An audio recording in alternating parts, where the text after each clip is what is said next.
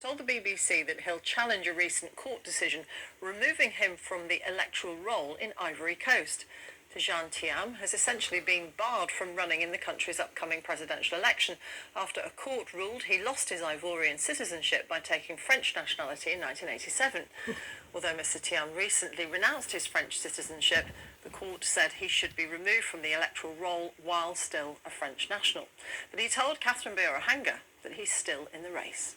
We think that decision cannot stand because the Ivory Coast law is very clear.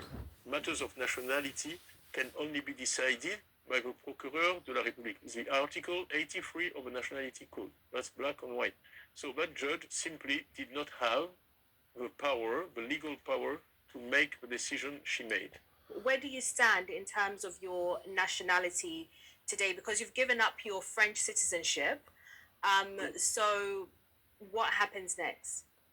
I was born an Ivorian. I was acted as an Ivorian.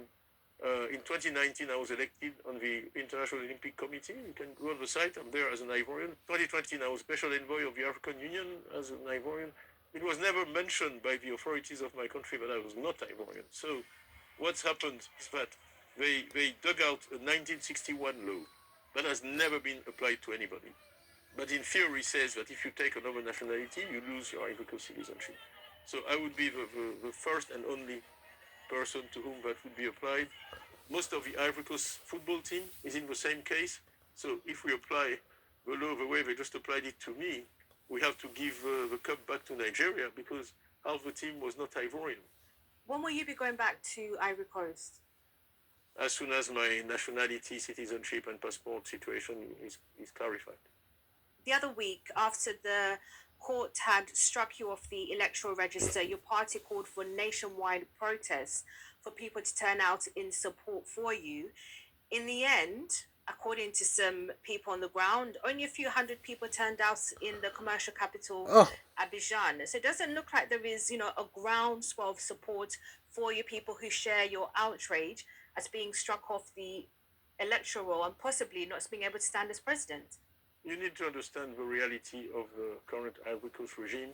You're probably aware that there was a teacher's strike 2 weeks ago. The video has become viral of a 12-year-old daughter of one of the union leaders explaining how his house was raided by hooded men and how he was abducted, and he's been sentenced to 24 months in jail for organizing a perfectly legal strike.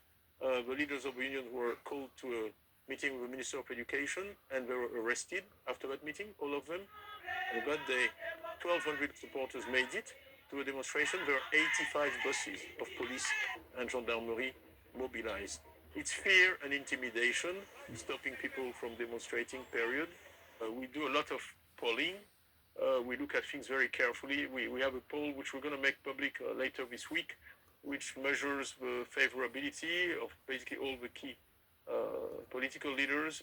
I was really happy to come on top of that poll.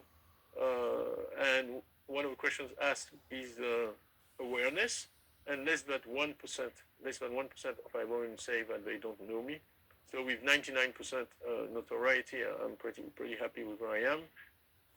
Tijan Thiam speaking there to Catherine Beorahanga. Well, we've contacted government who said this law was already applied in 2011.